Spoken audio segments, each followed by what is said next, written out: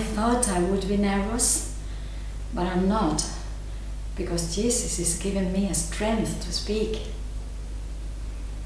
I don't know where to begin because I've been unhappy as long as I can remember. My mother and my father were unhappy.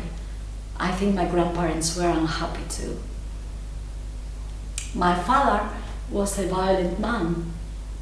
You hear my mother, you'd say, "Are you all right, Mom?" But that's a long time ago.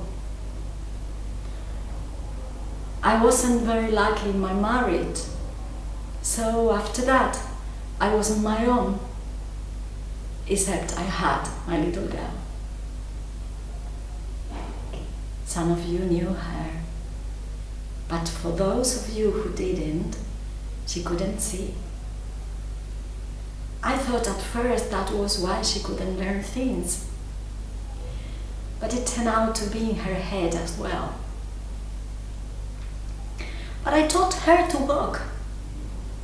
They said she couldn't, but she did. She slept in my bed. She wouldn't let me turn away from her. She put her hand on my face. It was after she died I started drinking, which was my greatest sin and brought misery to myself and to those who loved me. And I betrayed them again and again by saying I give it up.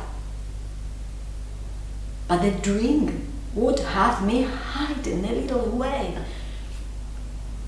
But my loving sisters in Christ stood beside me. I thought,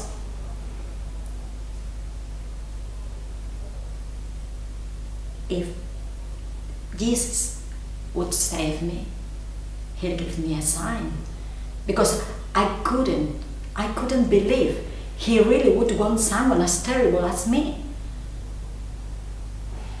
And I thought,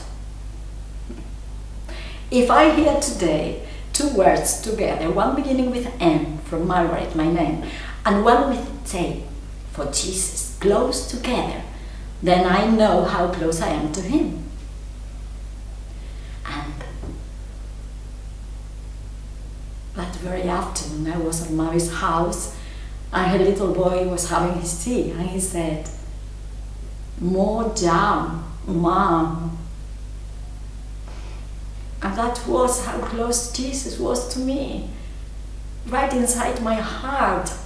So that was when I decided to be baptized. But I slid back and had a drink, and the next day I was in despair. I thought, God can't want me, nobody can want me. And the trash got into the kitchen, and I said, if that bird can fly out, I can fly out of my pain. And I stood there and I watched. I didn't open another window, there was just one window open. The poor bird beat and beat around the room.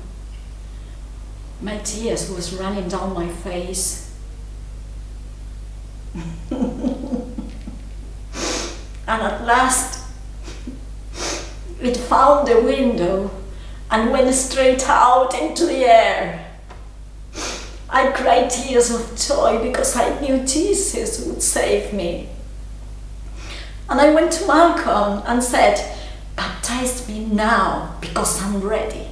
I want to give over completely to God, so there's nothing else of me left.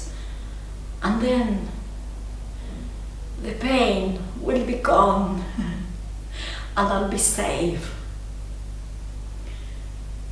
But without the love of my sisters, I would never have got through.